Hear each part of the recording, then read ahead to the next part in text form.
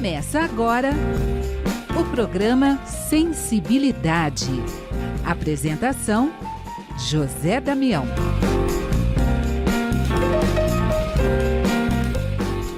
Alô, alô, alô, amigo ouvinte da Rede Boa Nova de Rádio. Estamos começando mais um programa Sensibilidade.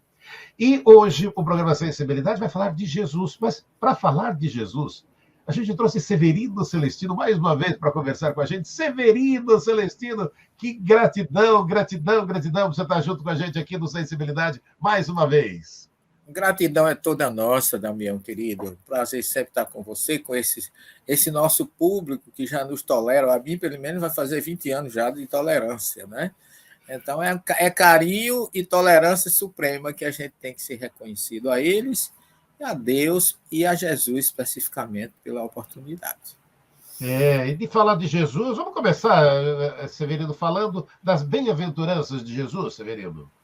Nossa, o Sermão do Monte, como é conhecido, é um sermão que Jesus realizou, Damião, numa atmosfera, num clima, numa paisagem, vamos dizer assim, do lado ocidental do Mar da Galileia, uma paisagem belíssima. Aliás, o Mar da Galileia tem forma de lira, por isso chama Yam Kinneret, em hebraico. E a lira é um instrumento onde tocam músicas suaves, músicas reflexivas. E metaforizando o que Jesus fez ali, eu vejo que Jesus pegou a grande harpa maravilhosa do Mar da Galileia e recebeu de Deus para nós e cantou. Essa é o verdadeiro significado e a verdadeira razão da gente entender esse discurso. Ele cantou um discurso lírico, amoroso, fraternal, libertador, num local que eu vou lhe dizer, já estive ali inúmeras vezes, nunca me canso de estar, porque é como se Jesus suavizasse a nossa vida. Aquela brisa que não cessa de afagar, vamos dizer assim, as nossas faces, elas nos falam de um Cristo maravilhoso, justo, misericordioso, e que prometeu realmente esperança para nós, porque o Sermão do Monte é, antes de tudo, um sermão de esperanças. As aventuranças, na verdade, são exortações de Jesus para todos nós, dizendo: a situação não está boa, Roma está oprimindo todos, tem fome, tem doença, tem discriminação, tem analfabetismo, mas eu prometo a vocês que perseverem, não se entreguem, porque vocês estão vivendo uma injustiça muito grande de Roma, oprimindo a todos nós, mas eu trago um reino de justiça. A minha promessa é que no mundo espiritual vocês terão toda a paz que vocês necessitam. Não se entreguem, não revidem, não sejam agressivos porque estão sendo agredidos, mas se submetam a esse momento de provas que vocês estão passando, porque a vitória será incontestável do futuro. Então, é um sermão para toda a eternidade, nunca passa, Damião. E essas bem-aventuranças, como os gregos falam, e o hebreu fala de exortações, né, que, na verdade, lembra muito a expressão hebraica, ashirei, que o grego chama de makarioi, e os hebreus chamam não só de bem-aventurado, mas também de avante, em frente, não desista, mas lembra muito a expressão ashirei, lembra muito osher em hebraico, que significa riqueza. É uma riqueza espiritual que a gente recebe para todas as nossas existências, quanto mais a possuirmos, quanto mais chance de voltar a este planeta para crescer e evoluir, a gente vai sempre ter de Jesus essa magnífica realização de amor e de esperança.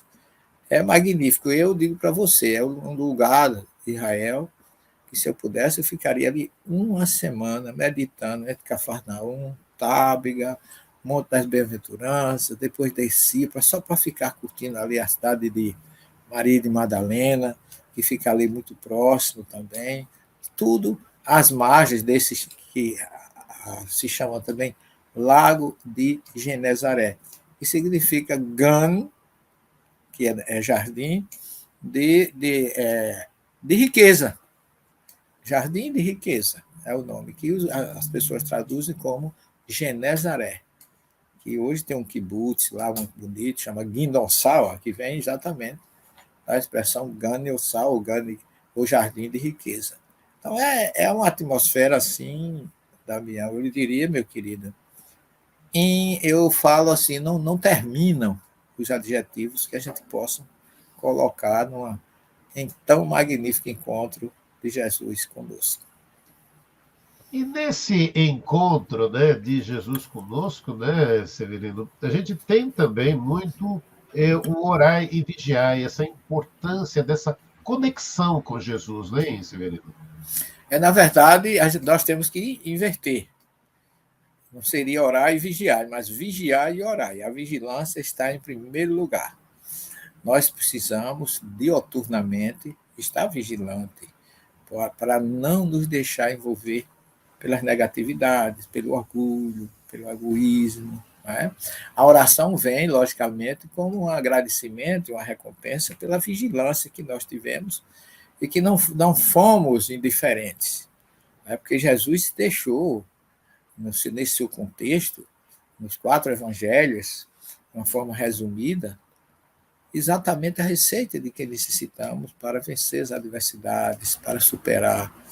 Falou de tudo que você possa imaginar, porque esse sermão é um sermão de exortações para um povo oprimido, escravizado, injustiçado, e que Jesus não disse nenhuma vez, olha, vocês precisam se armar, destruir os romanos. Não. Pelo contrário, Jesus, para a expressão de Jesus foi: os que promovem a vida devem ser felizes porque receberão a vida. Então, é exatamente o oposto do que o romano fazia. É como se Jesus dissesse assim: não façam como eles promovem a morte. Mas quem promove a morte, colhe a morte. Mas Jesus não quis nem falar disso. Ele disse: olha, em vez deles se rebelem, se armem e expulsem, como era o desejo da grande maioria, ele disse o contrário: promovam a vida, porque quem promove a vida recebe a vida. Havia uma ansiedade muito grande no povo, até naquela história que Jesus expulsou os espíritos e jogou e colocou nos porcos, que é uma expressão que, vamos dizer assim, um costume que ficava do outro lado, no lado oriental do Mar da Galileia, em Gadara. Ali era um território grego, não era judeu. Ali podia se criar porcos. Mas tem uma curiosidade nisso também, Damião, histórica, é que o 10º batalhão romano que fiscalizava aquela região ali, ele tinha como símbolo a chamada Lex, a 10ª Lex, né, que era a legião romana, ela tinha como símbolo do seu escudo um javali, um porco. Então, no subconsciente do povo daquela época, havia o desejo de que os romanos fossem jogados dentro do mar, sufocados, assim como aconteceu com os porcos que receberam os espíritos daqueles obsediados. Quer dizer, há uma conotação espiritual da libertação da obsessão e, ao mesmo tempo, uma conotação política, social, da necessidade que aquele povo tinha de se livrar dos romanos naquela época. E Severino, quando a gente pega isso, né, trazendo toda para essa nossa realidade, né, a gente vê todos os nossos perrengues, todos os nossos desafios, e aí quando a gente olha lá, Jesus também teve as tentações de Jesus, hein, Severino? Na verdade, Damião, hoje eu vejo essas chamadas tentações de Jesus de uma forma diferente. Jesus, pela forma como elas são apresentadas em Mateus, para mim não tem nenhuma lógica. Existe nenhuma racionalidade para você entender que Jesus, o maior espírito que já pisou esse planeta, se Satanás existisse, que não existe, ele tivesse condições de se apresentar diante de Jesus. Porque Satanás, Damião, representa a total negação das coisas. A ausência de luz, a pobreza extrema de sentimento. Então, alguém com as qualificações que a igreja e a teologia colocou em Satanás nunca teria condições de se aproximar de Jesus e muito menos de lhe oferecer todos os reinos da terra. Ele não tinha nada. Quem era dono do reino da terra era Deus. Como é que ele ia dizer para Jesus, olha, eu vou dar todos os reinos que são teus para tu me adorar? Seria um contrassenso, seria fora de qualquer entendimento. Você chega em Jericó, eu já estive ali naquela montanha inúmeras vezes, graças a Deus, e Jericó é uma cidade diferente, a cidade mais antiga do planeta, tem mais de 10 mil anos, mas Jericó, ela simbolicamente, Damião, quando você sobe um monte que se chama Monte das Tentações, que fica de lá de cima, você avista o outro lado, tem o vale de toda a cidade de Jericó, o vale, o deserto, o Mar Morto, as montanhas da Jordânia, onde fica o Monte Nebo, onde Moisés viu a terra prometida, e fica do lado oposto do Monte das Tentações, tentações aí entre aspas. Quando você chega naquela montanha, você vai avistar deserto, rio, que é o Rio Jordão, mar, que é o Mar Morto, oásis, que tem oásis ali em Jericó, cidade e deserto. Se você analisar isso do ponto de vista geográfico, Jericó representa um microcosmo de tudo que tem no planeta. Tudo que você disser geograficamente que existe no planeta, você avista de cima daquela montanha. Você diz assim, rio, está lá o Rio Jordão. Deserto, está lá o deserto da Judéia. Mar, está ali o Mar Morto. Montanhas, tem monte lá e tem monte aqui. Vale, tem. Oásis, tem. Rio, tem. Tudo que o planeta possui, água, rio, deserto, fontes, montanhas, tudo está resumido ali. Então, como é que eu vejo? Jesus é identificado por João ali perto, no deserto da Jordânia, no Além Jordão, e vai para esse monte. Ele vai refletir. Ele vai imaginar assim, olha, se não fora eu aqui, com o poder espiritual que eu tenho, com o que eu conheço sobre espiritualidade, eu ia, materialmente, como muitos desejam o poder material, eu ia ficar com tudo isso. Porque tudo isso me pertence, que meu pai me deu. Porque lá em João 17,5 ele diz, te dou graça, Senhor, porque quando eu estou entregando em tuas mãos o trabalho que eu construí, mas eu me sinto honrado quando eu me lembro que eu estive contigo antes da criação deste planeta. Eu recebi de tuas mãos este planeta. Então, já é governador, dirigente, dê o nome que quiser, do planeta Terra. Então, ele não poderia querer aceitar que é uma figura tão atípica, que não tem nem base, nem no judaísmo, nem no próprio evangelho, que é a figura de Satã. Satã é apenas uma palavra que significa opositor. Qualquer um que se opõe a uma ideia é um opositor, é um Satã, na expressão, no significado do termo hebraico. Então, Jesus pensa assim, olha, se não for eu aqui, qualquer um que estivesse aqui poderia ser levado pela tentação de escolher o material. Mas ele diz, afasta-te de mim, pensamento negativo, Satã. E aí a diversidade, toda vez que você pensa em orgulho, riqueza, materialismo, vingança, você está admitindo uma tentação de Satanás em sua vida. Satã, eu digo assim, de uma negação espiritual daquilo que você precisa ser. Sem orgulho, sem inveja, sem egoísmo, que é para isso que nós trabalhamos. Então, Jesus nunca foi tentado por ninguém. Ele teve essa visão do cosmos, ele como Senhor absoluto desse planeta, disse que se ele quisesse abraçaria o material e seria um grande vencedor. Mas ele diz, meu reino não é deste mundo. É tanto que ele diz isso a Pilatos, né? Quando ele pergunta, tu és rei? Ele diz assim, tu disseste, eu sou rei, mas meu reino não é deste mundo. Você acha que se meu reino fosse daqui, eu já não estaria aqui rodeado de anjos, meu pai não mandaria um exército para me defender? Então, é assim que eu vejo uma reflexão profunda de Jesus, mostrando a importância da missão que ele ia abraçar, que era uma missão totalmente espiritual. Ele nunca foi tentado a ser rei material, nem passou pela cabeça dele. Eu vejo que ele disse assim, que alguém que não fora eu aqui nessa situação, iria querer abraçar esse planeta como ser o seu rei absoluto material. Mas ele abraçou o espiritual. Não, e a hora que você fala, trazendo essa reflexão para a gente, Severino, Para mim ela é tão atual tanto quanto, porque fala justamente do apego, né? E quantos de nós, seres humanos, não somos apegados a algumas coisas e aí a gente se esquece que a gente, quando for partir, não vai levar nada, nada. Mas o apego às coisas materiais, ô desafio, Severino! Desapega, desapega, desapega. Essa é a palavra, meu filho. Da vida, a gente não leva nada. E eu costumo brincar, às vezes, assim, olha, eu sou dentista, e eu, como profissional preventivo, que eu sou, trabalho muito com prevenção, eu acho que a coisa mais importante dentro da odontologia chama-se escova dentária, porque é o elemento que controla as bactérias que, entrando pela cavidade bucal, pode causar todos os estragos, não só na boca, como no próprio organismo. Então, a primeira receita que eu passo para o cliente é uma escova. E aí eu fico pensando, nem a escova a gente leva para o mundo espiritual. Quer dizer, nada do material é importante, meu irmão. Então, a gente tem que entender exatamente como Jesus nos convoca e ele está sempre nos alertando. Eu costumo dizer, eu uso o substantivo admoestação. Admoestar é aconselhar para o bem, é alertar você para aquilo que você precisa fazer, para que você é quem lucra com a atitude.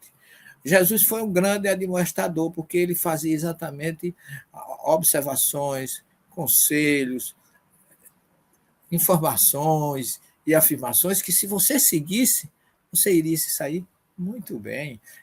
Isso ele faz em todo o seu trajeto. Ele curou, ele purificou, ele orientou como conduzir espíritos, ele trabalhou com os pobres, com os indiferentes, com os perseguidos, com os invisíveis de hoje, excluídos, representavam a população ideal que Jesus abraçou nos seus ministérios. Então, e ele foi mostrando, olha, sejam assim. E ele deixou um conselho que eu acho muito interessante para os discípulos, que serve para todos nós, quando ele diz assim, olha, sejam prudentes como as serpentes e simples como as pombas, porque realmente são dois seres magníficos, né? A pomba tem uma beleza, eu fico encantado quando eu vejo uma pombinha comendo milho ou voando em dupla.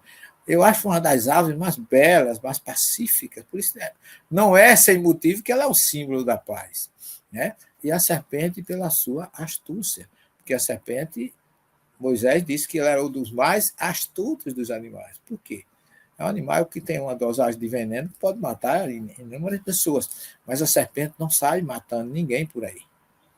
Ela nunca ataca, ela só se defende. Então, ela é prudente, porque se ela quisesse, ela saía mordendo um, mordendo o outro, causando um estrago grande. Mas ela não faz isso.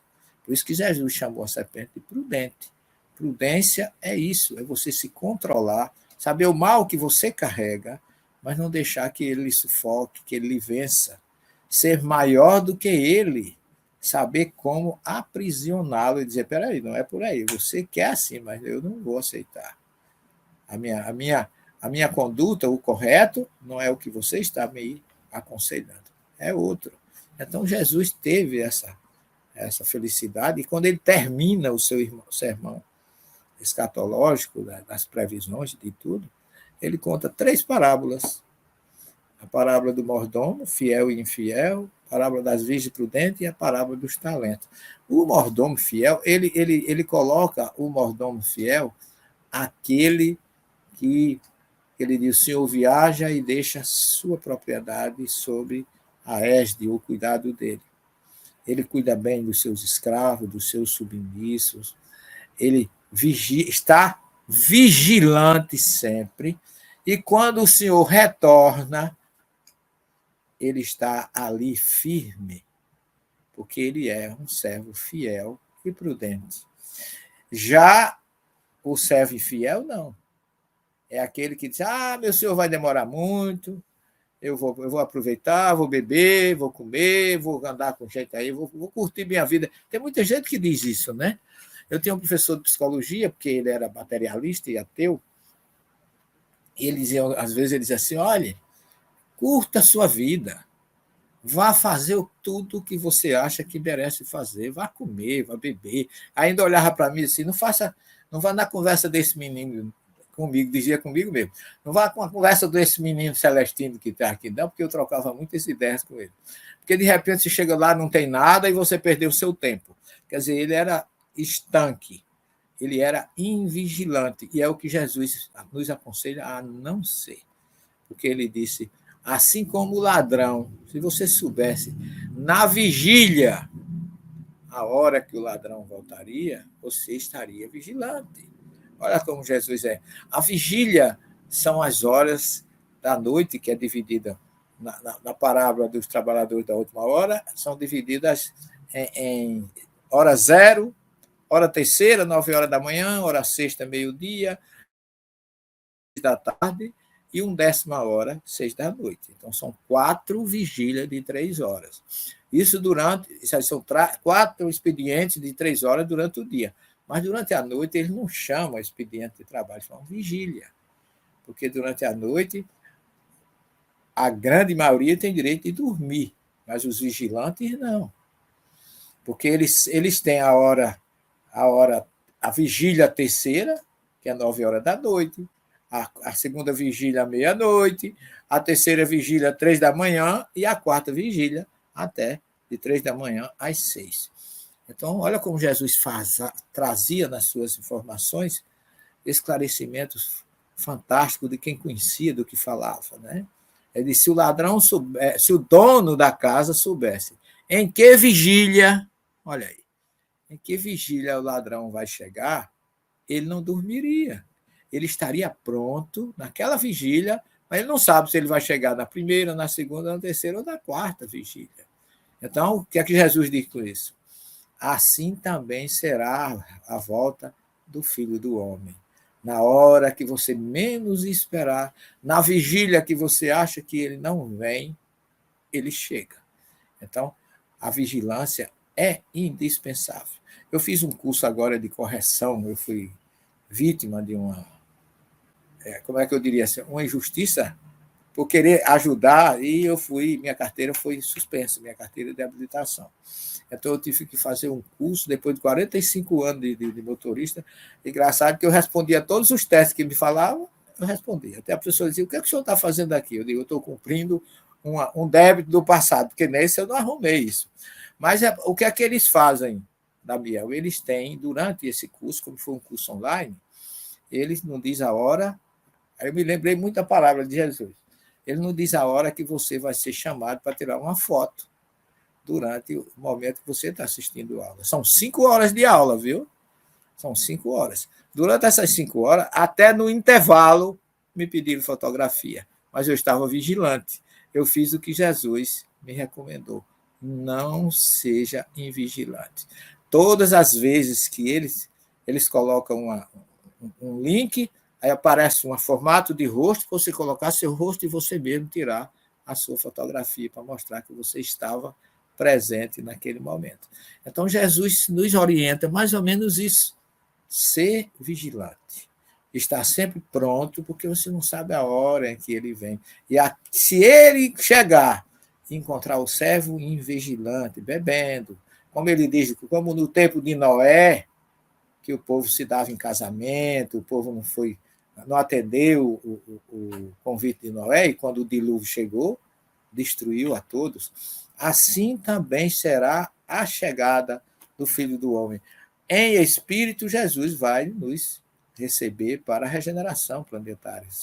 Mas é preciso que ele diz, aqueles que cumpriram a tarefa, que foram vigilantes, herdarão o reino dos céus.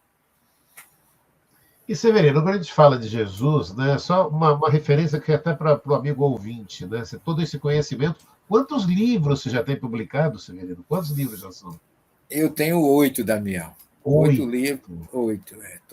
Dois são praticamente didáticos, do Ciência das Religiões, que é a Didaquê, que é o Catecismo dos Apóstolos, mas é um livro ligado muito ao cristianismo primitivo. Foi a primeira obra do Novo Testamento.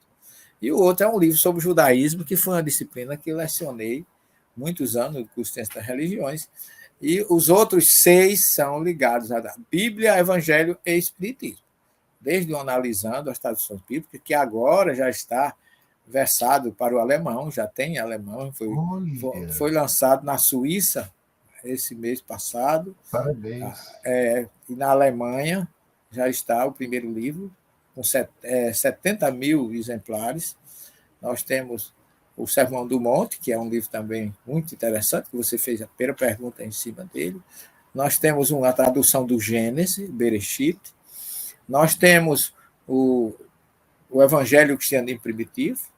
Nós temos a Comunidade do Caminho, pelos caminhos de Paulo de Tarso.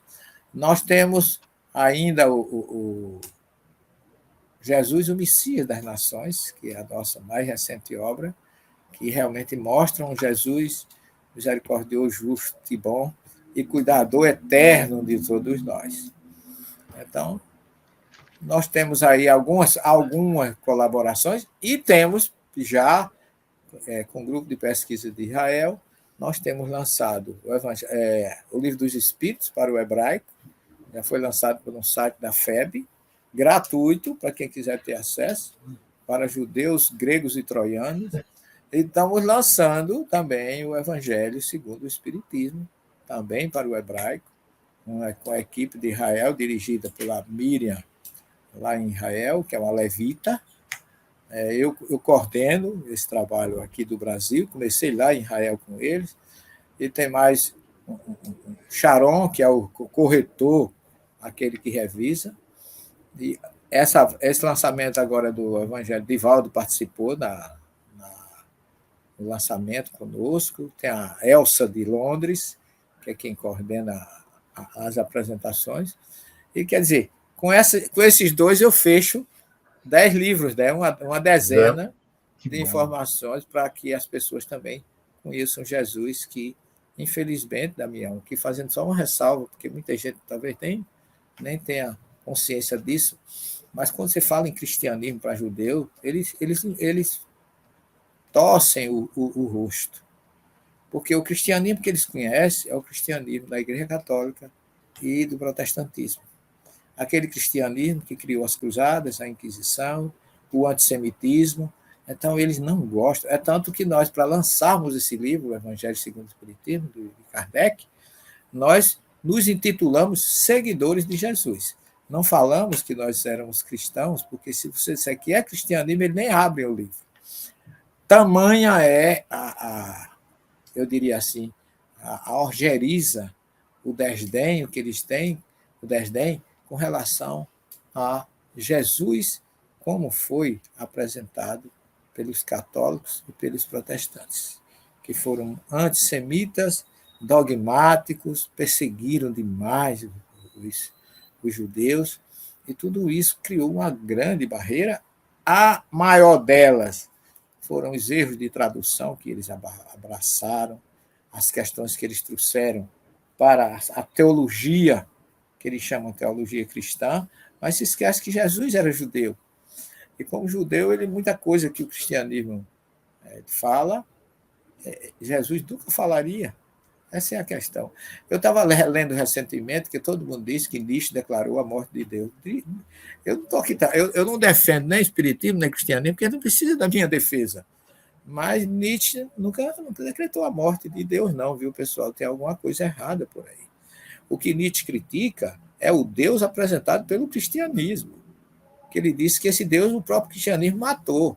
Essa é a questão que ele coloca. E eu concordo com ele nesse ponto.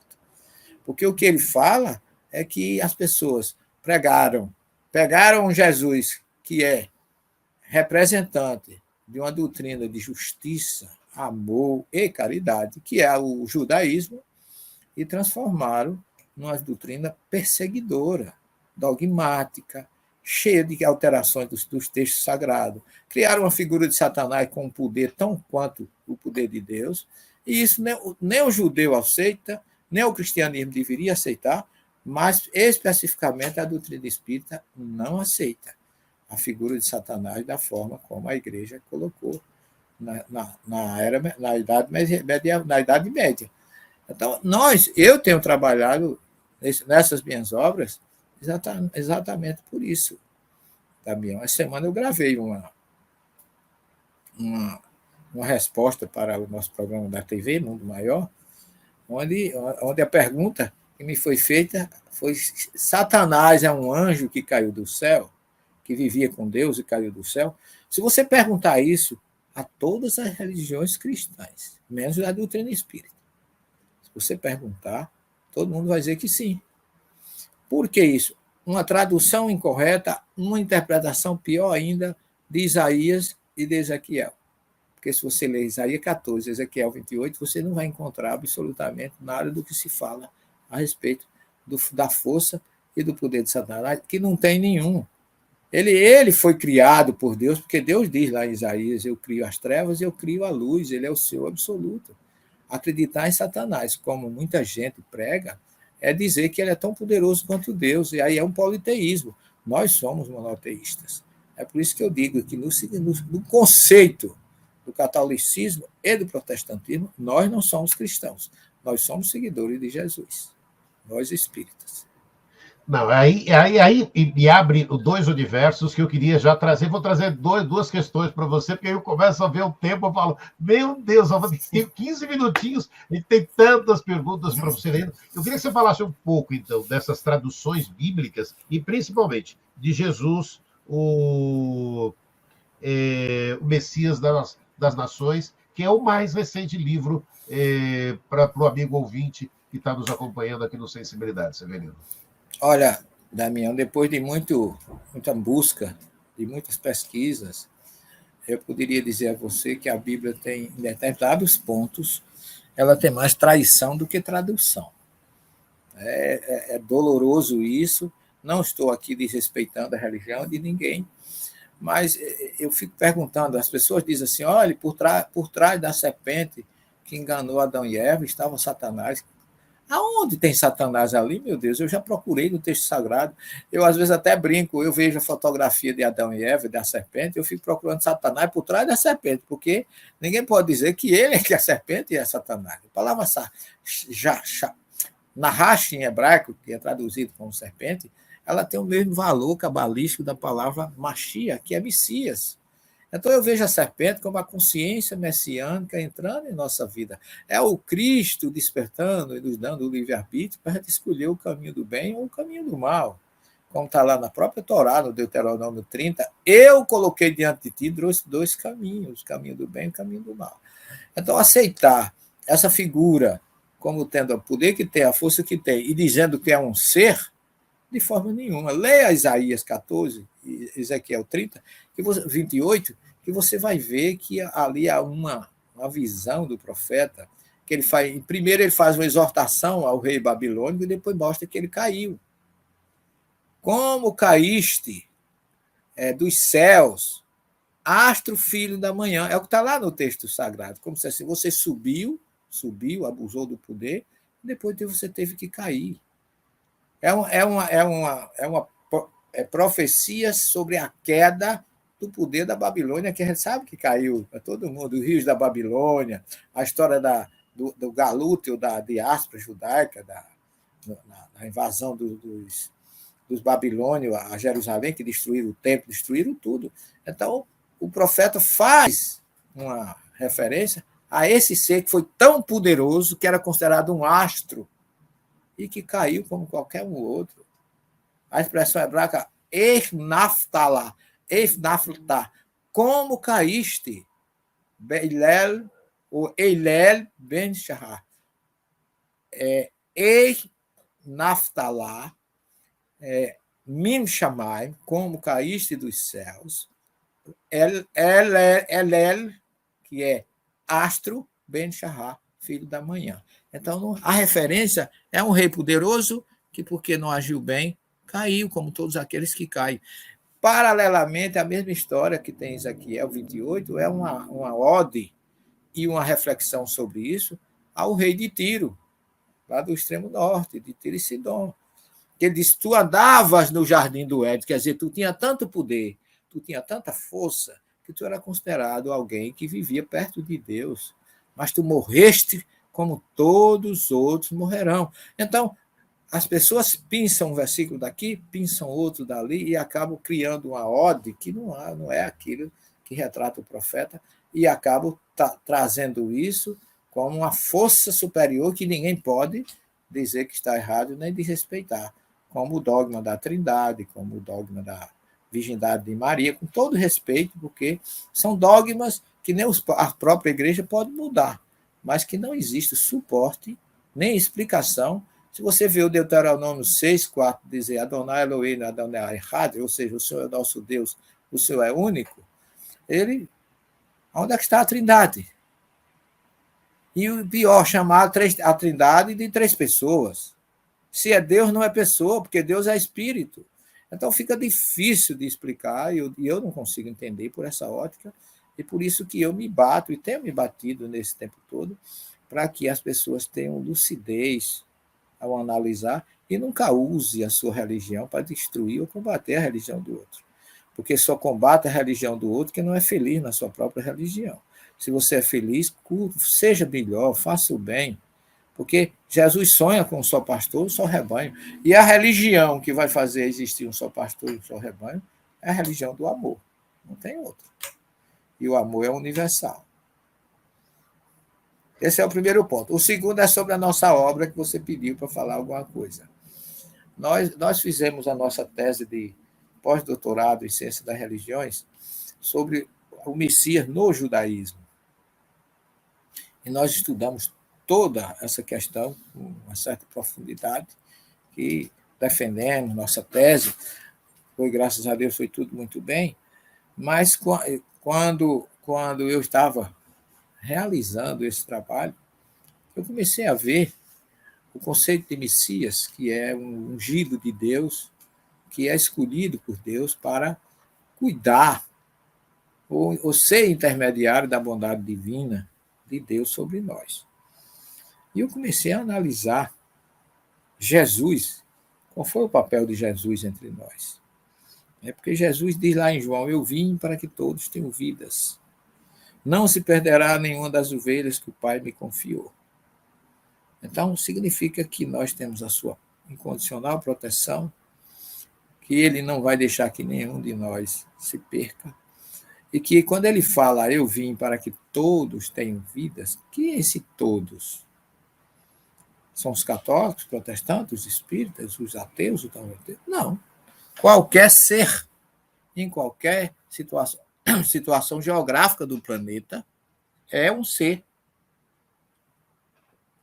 que faz parte do grande pastor, que é Jesus, que guia e orienta esse grande rebanho.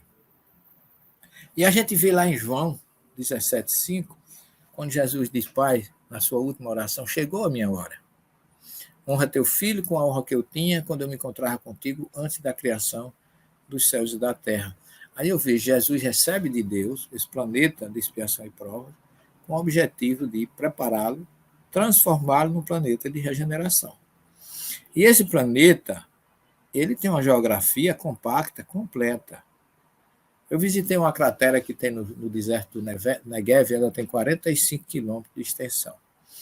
E lá nas bordas dessa cratera tem um Mitzipé, que é uma palavra hebraica que significa observatório. É um observatório astronômico do primeiro astronauta judeu que foi ao universo.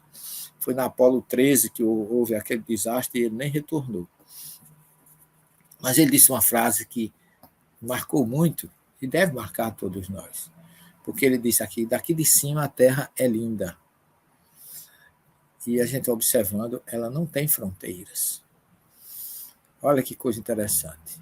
À medida que a gente sobe, começa a observar as coisas de cima para baixo, que a gente consegue um pouco de liberdade, de conhecimento e de evolução espiritual, você começa a destruir barreiras entre você e as pessoas.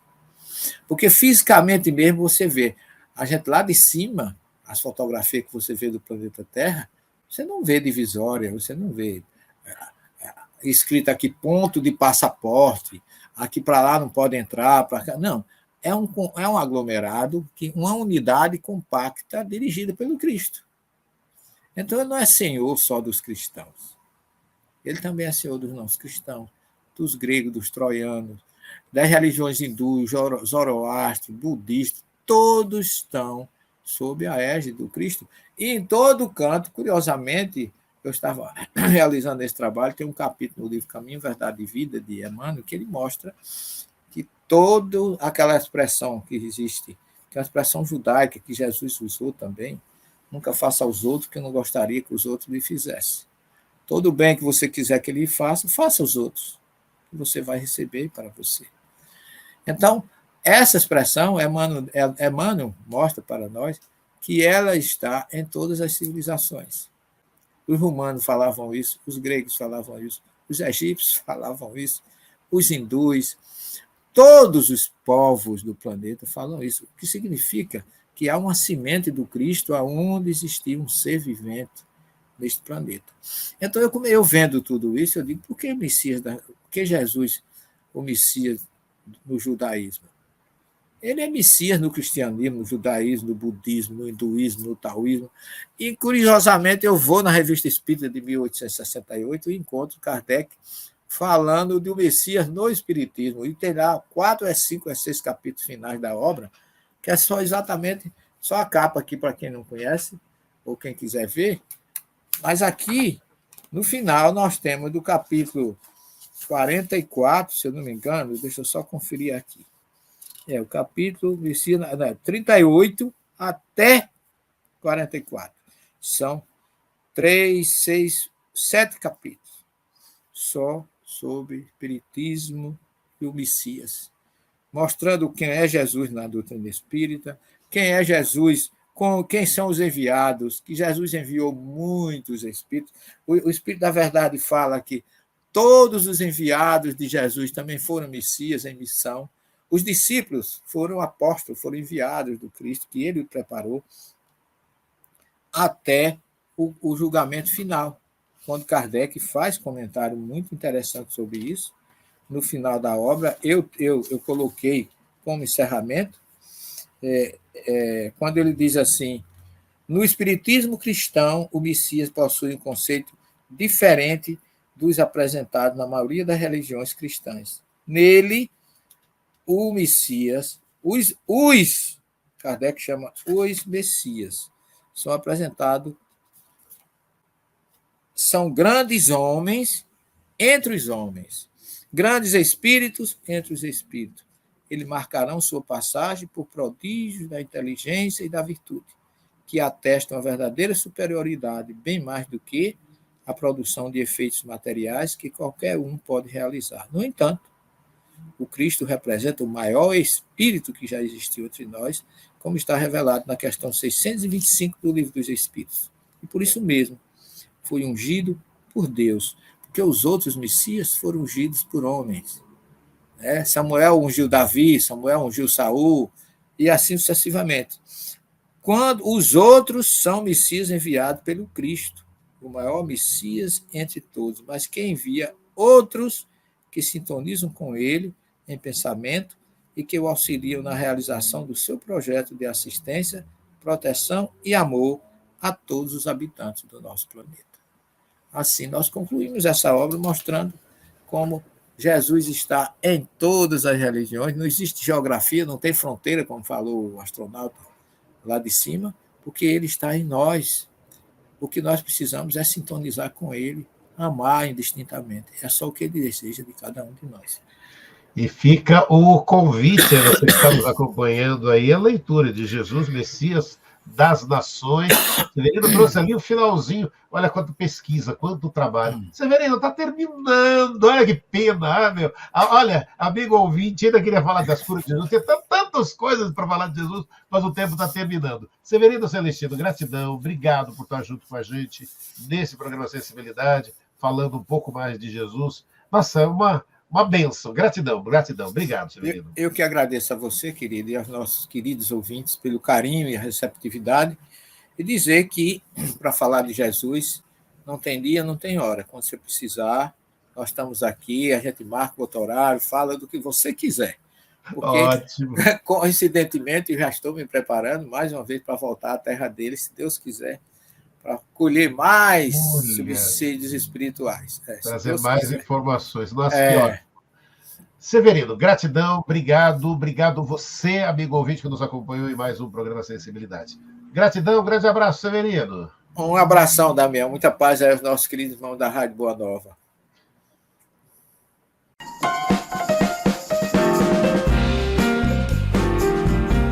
Você ouviu o programa Sensibilidade.